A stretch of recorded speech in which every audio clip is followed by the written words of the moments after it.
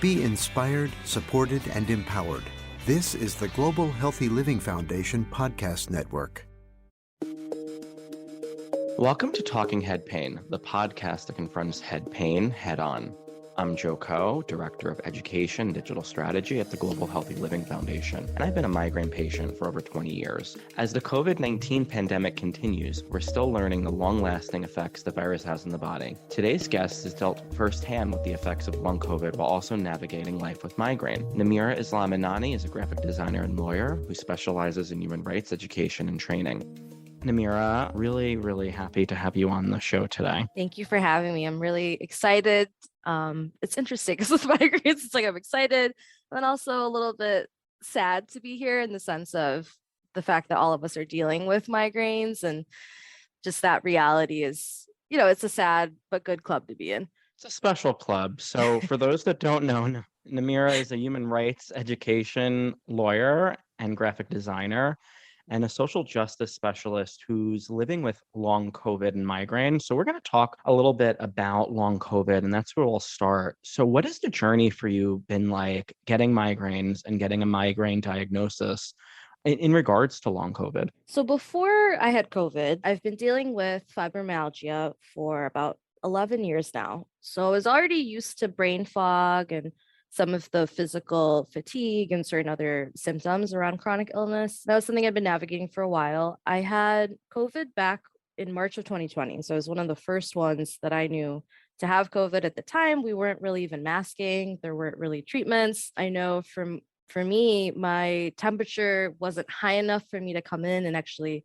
get a test or anything like that. So it's very much this journey around getting diagnosed in the first place. So I often say that I was clinically diagnosed with COVID by like 3 different doctors, but never had a positive test because tests were in such short supply at the time. So at the beginning with COVID, I was sick for about 6 weeks, couldn't really get out of bed. I wasn't sick enough to be hospitalized, but it was getting there. And then once I started recovering, I just noticed this. For me at the time, I thought it was an increase in fibromyalgia symptoms. I was like, oh, it's the pain, it's the fatigue, it's the brain fog. But the biggest thing I noticed was word finding difficulty and other cognitive kind of impacts. And at the time, I had this referral for a neurologist and trying to get in to see them. But by the time, it's long story short, it took about a year and a half before I was able to actually go get an MRI. And at that point, the neurologist that I was seeing had said, "Are you getting headaches?" And when I thought about it, I was like, oh, my head hurts right now as I'm sitting in this doctor's office. Just didn't really register it because I'm so used to dealing with pain on an everyday basis. So once the migraine kind of diagnosis came in, I realized that this has been something that really had shown up after COVID. So before that, just the journey of really exploring what symptoms I was having because of COVID, what is long COVID, what is the long hauler kind of journey look like, all that stuff was happening beforehand. Before you got COVID, did you have headaches and migraines and you just didn't connect them to a specific headache or migraine disorder? It's a good question because I know at the time I was dealing with a lot of brain fog. I also grind my teeth a lot at night. So I know that if I, didn't put my mouth guard in, I would have headaches. I don't think it was the same. So I'm not sure if it's just the severity of it increased or if I already had migraines, but I never identified, I'm having migraines before COVID. And what does a migraine attack feel like for you? And what's your worst attack like? So a couple of things that I've noticed, I usually have, which I realized recently that not everybody has this, but I usually have that little voice in my head that's kind of like running commentary, thinking through things before I speak, just that little voice. And I think the biggest thing I noticed around migraines is that it's hard to track that voice. I also get a lot of light sensitivity. So turning off lights, trying to avoid screens. It feels like a lot of pressure. Definitely feels like a headache, like a really severe, just like pounding in the skull kind of feeling. Pain behind the eyes, sensitivity to sound, just loss of appetite. I think the worst one that I had at the time I was facilitating over Zoom, I facilitated a workshop and it was a 3-hour workshop. It was just me. So I was handling the tech, and then I was also trying to focus on the participant experience, engaging them, and then sharing slides, doing a lecture component, all these things. And I remember afterward, I probably had a migraine that was happening beforehand. I just didn't have the language or even the self-awareness to be able to flag that it was a migraine. Because I went in, I remember, with a headache and thinking about how, this ring light is really hurting my eyes right now. And then after the workshop ended, I remember just sitting there completely mute. It felt like I couldn't speak or string together any sentences. I couldn't really think. It just felt like I was just sitting there very catatonic almost. And at the time, I realized I was like, I need to turn these lights off. I need to lie down. But it felt very frozen. Like I felt really trapped inside my own head, essentially. You just mentioned self-awareness of migraine. What does that mean to you, and how have you adapted after you received that self-awareness? When I first got that question from the neurologist, he was like, do you have headaches? To sit for a little bit and just think about it. And I realized that I was having a headache right then and there. I think it's that level of self-awareness. My background as an attorney, especially, there's always for me been this division. It's like the body versus mind kind of approach, or the mind over matter kind of approach.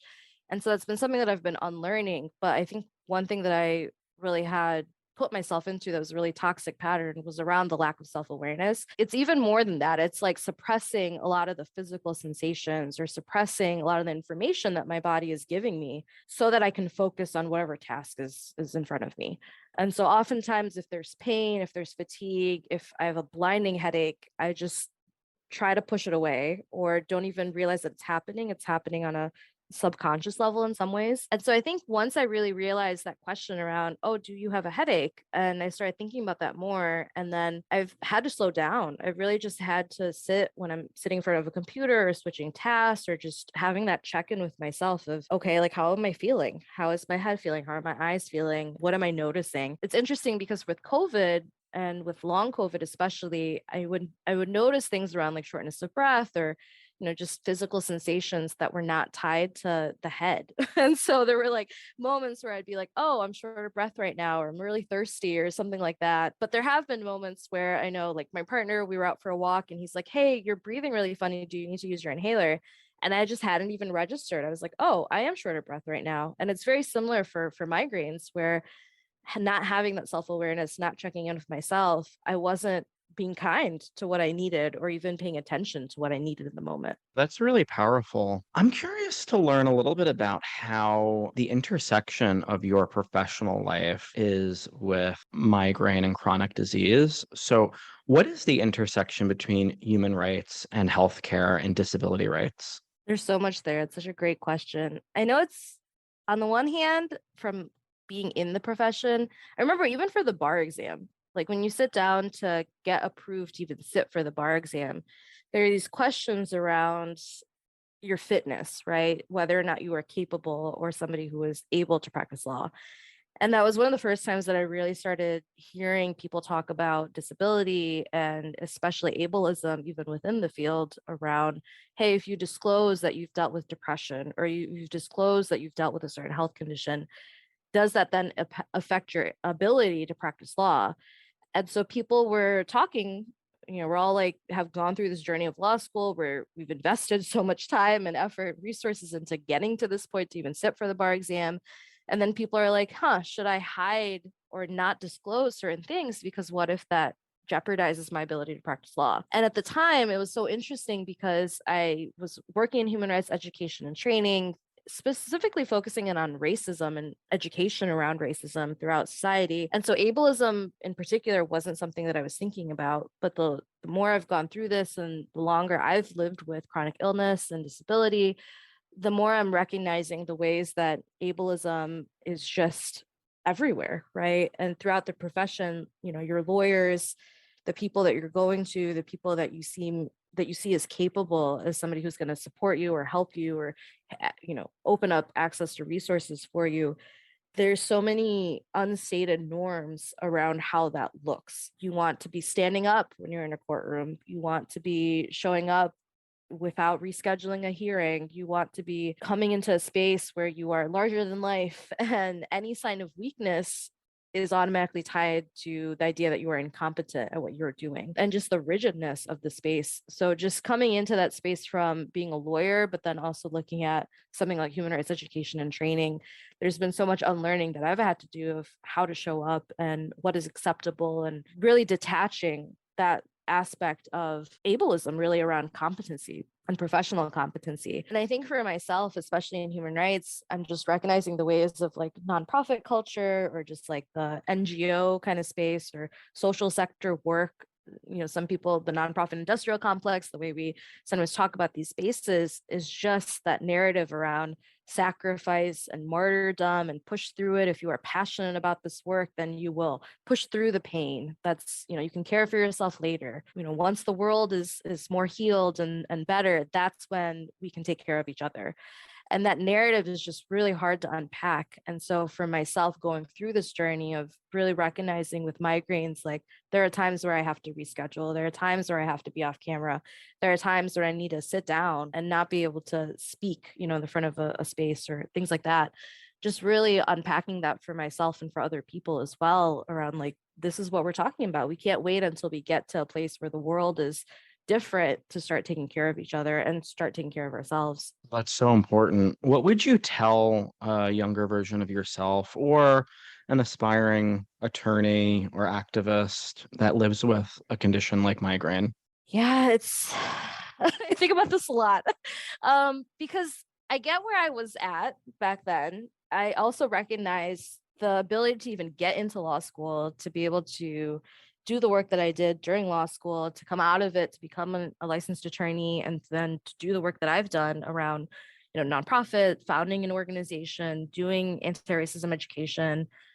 I know it needed a certain level of hustle and also just acclimating, right? Or adjusting or navigating some of these spaces where I didn't have as much agency to change some of the norms. And so that's something that I think about a lot now, where it's like that almost a hazing process, right? When you get into certain spaces where they're like, oh, you need to put in the time or you need to put in the effort, you need to go through this really difficult thing or to make it to a place where there's more flexibility or ability to adjust. I think what I would tell myself, especially, is that it wasn't that something was wrong with me when these spaces were not designed to accommodate. Something is really wrong with the way society is structured when accessibility and inclusion and really making sure that people have what they need is seen as a burden or seen as inconvenient.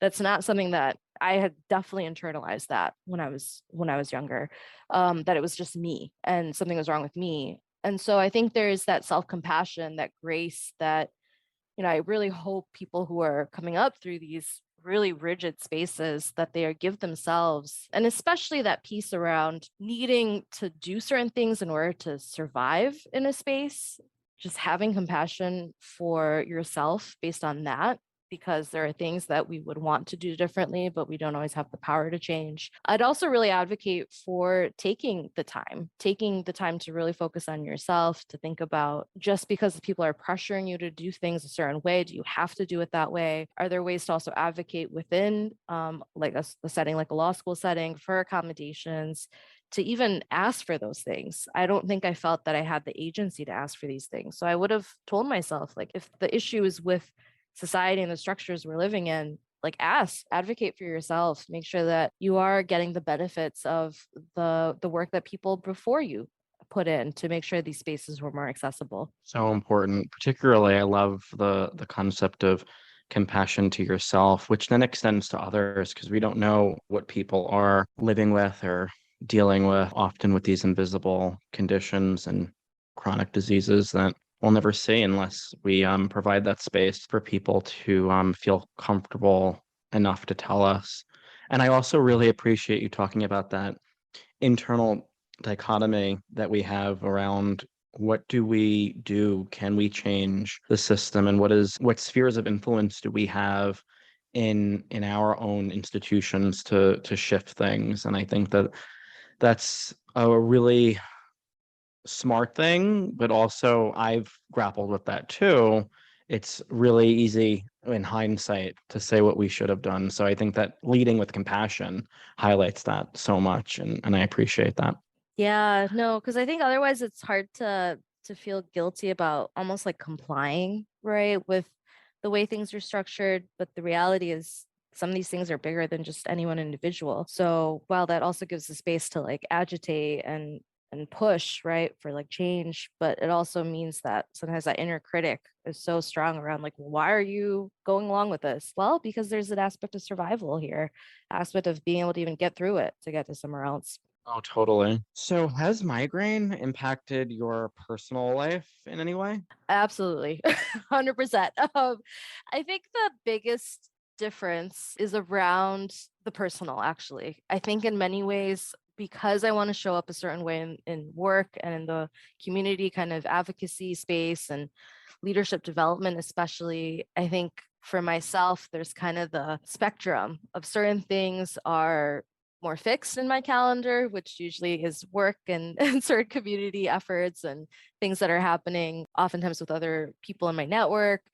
And then because of that, some of the flexibility comes in around my personal life. And that's where I'll take that space of, okay, I can feel a migraine coming on, or, dealing with a flare up of different conditions. I'm really exhausted. Can we reschedule? And I think the nice thing about it, though, is that my family, especially before I had COVID, I was working a lot. Like I was in this journey around trying to have more personal ecology, right? So thinking about your ecosystem in your own life rather than just work-life balance, but like what is the ecosystem around work and around your life? And I was getting there, but COVID completely interrupted it. I mean, I transitioned to the board for my nonprofit after serving in leadership there for 7 years. And with the migraines, especially just recognizing the impact of certain things really shifting my life. And so the great thing about it is because of the way COVID and the pandemic was playing out, my family were really the ones that were there for me during that time. It wasn't the network, it wasn't the community. They were there, but they were on the outskirts. And so, them kind of witnessing what my COVID experience was like, them knowing what symptoms I was trying to navigate, I just have so much grace and flexibility from my family around, oh, this isn't doable today, or, let's adjust this. What do you need? Can we do something?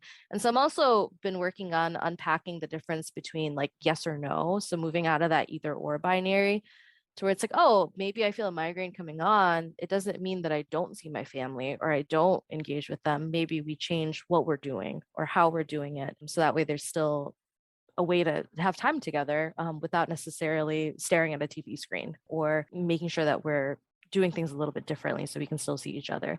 But the personal life has been where it's things have been getting rescheduled, or just on the fly kind of making changes with what I'm doing on a day-to-day basis. I love that concept of getting rid of the yes, no binary. And it's something that I practiced yesterday, which I didn't even realize I was practicing. I Mm. went to an event that I normally would have said no to because it was really hot out and heat is a trigger for me. But I said, I'm feeling good. Let me do this. And I left in the middle of it, like right when the event was getting popping.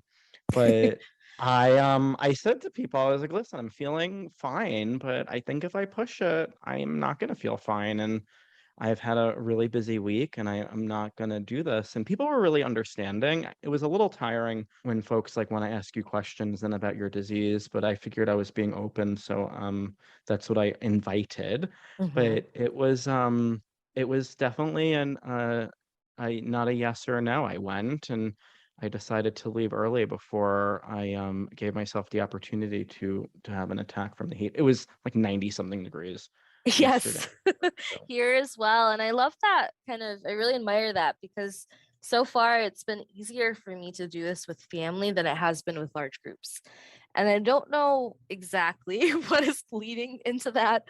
If it's a combination of who I was before COVID, before migraines, and kind of responsibility to be in the space, I'm not sure. But that was something that I was thinking about with some of these larger events. Like, I've been erring on the side of saying no because I don't know if I fully trust myself to have the good boundaries of being able to say when I'm there, like, actually, how am I feeling? I need to either sit down or I need to leave. So I really appreciate you sharing that, because I know it's something I want to work on for myself. did miss the group picture, but worse things have happened. Yes. Um, my one of my last questions for you.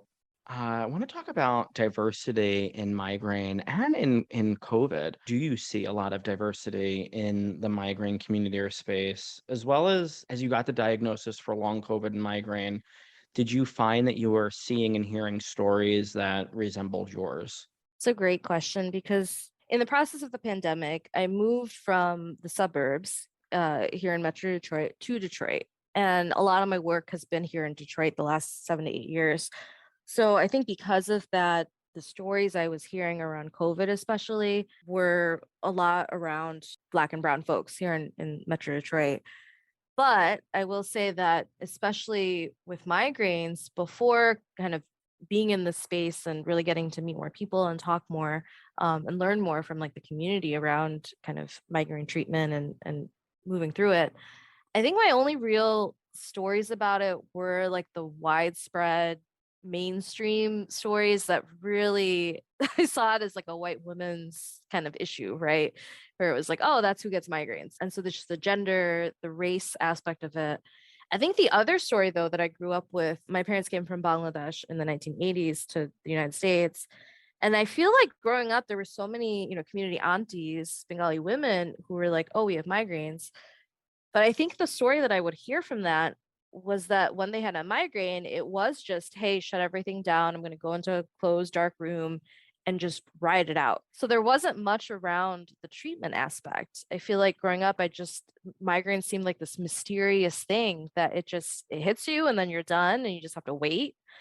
And there's not really much else you can do other than go lie down in a closed, dark, quiet room. And so through the long COVID journey, though, even though I was seeing stuff on the ground around who was being impacted, and especially in Detroit, where we've had water shutoffs, we've had all kinds of issues with access to healthcare. It's like the country's telling you to wash your hands for 20 seconds, and yet we have people who don't have water in their homes because of a couple, $100 in unpaid bills. And just seeing the difference between that versus like the national narrative, I've found myself really wanting to seek out stories from people of color around COVID because it was a different experience getting diagnosed, or just really thinking about the layering as well of other conditions with COVID.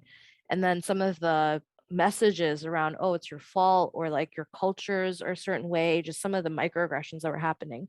So one thing that I really found myself leaning toward was, who are the other people of color who have been dealing with long COVID? Because the stories that we tell ourselves and each other around, even the impact on like family life or how we're showing up in our community, and then also the distrust of doctors because of the histories of racism in medicine. I know I was navigating all of that. And so right now there's like a Slack group that is for long haulers, and there is a specific BIPOC channel in that Slack group. And that was a space that I was really finding supportive, more so than some of the other spaces. It's just a different kind of relationship, thinking about vaccines, thinking about all of these, whether or not you trust doctors. Are they just telling you to like, oh yeah, the pain, you just have to go through it? Are they treating me as a Muslim woman wearing a headscarf that I am going to be really meek, or somehow, need to be relying on somebody else to make decisions for me? There's just so much around like race, religion, gender that I've encountered over the last 12 years in the medical kind of space dealing with doctors, that I think that did help me with the COVID diagnosis, because there was a lot that I was doing around self-advocacy. The first neurologist that I went to go see, I walked out, which I've never done before, because I'd been sitting there for an hour in the waiting room, waiting for them to come in after months of waiting for an appointment. And I remember thinking like, wow, the old me would have never done this. The me that hadn't talked to other people of color, that hadn't really been thinking about how race and medicine and religion and all this stuff play out, I wouldn't have walked out. I would have just sat here. But I knew that I was just fed up. I was like, I need somebody who will see me, who will be able to be reasonable about wait times, who will spend time with me. And I just can't do this. And so I left. And that was partly why it took longer to get in to see a different neurologist. But I do think it was worth it, because the team that I'm working with now is so much more supportive. One follow-up question. What's the biggest takeaway or learning that you have from being part of that Slack group or that community around COVID and long COVID and being part of the BIPOC community? The crowdsourcing element, I don't think I would have called it crowdsourcing before. I would have called it like communal wisdom, which it still is. But I think technology has enabled you to connect with people in such a different way. And that has been such a huge relief to know that other people are dealing with the same things you're dealing with. Even if they're not, they're holding space for you to be able to talk it through. There is that crowdsource element of, what did their doctor tell them? Or what did somebody else in their life tell them as to how to navigate these conditions. And I think from that space, I've been really thinking about, okay, what are some of the things around drinking water or even grounding? I know I was looking up some practices around grounding in Zoom space, right, around breathing and just grounding in the space before we start doing a training or talking about some tough things. But, I came across an indigenous teaching around just earthing and putting your feet barefoot on the ground, in the grass, outside. And so I'm just thinking about all the ancestral kind of wisdom too, thinking about different families. And I think the beauty of the BIPOC space, and especially in the United States, is that you are getting a global perspective of approaches to wellness and well-being. And some of those things, it's like the holistic approach to where it's medicine and it's a different kind of healing that is happening in a different way. So thinking about the prescriptions versus, the ways to drink more water, the ways to be able to connect more with nature and get in some of the effectiveness through the sun and other ways of just managing. I think there's a wisdom there that we're tapping into generations of experience. And that space is where we are able to bring that in and talk without being judged or without having people just that gaze on us as we're having these conversations and sharing sometimes very personal, familial kind of histories and stories with each other. That's so amazing. You would love a podcast that my colleagues, Angel and Danielle, host called Wellness Evolution. And I encourage folks on Talking Head Pain to check that out. There's breathing exercises that can help ground and do some of the things that you were talking about, which is really important. One last question. Mhm. Things keep bubbling up as we're talking. You're sharing such amazing things. Can you explain what holding space means for you? Oh, it's such a beautiful question. There's something about presence when it comes to holding space.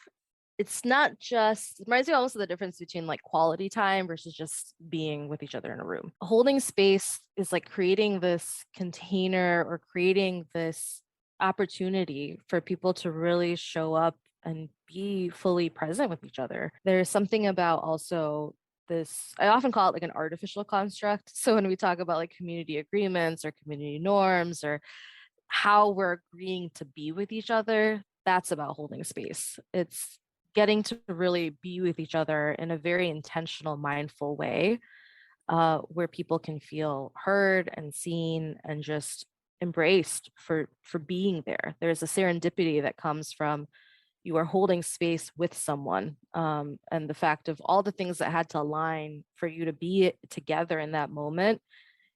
There's an intentionality and appreciation for the space that you are creating, co-creating really with each other.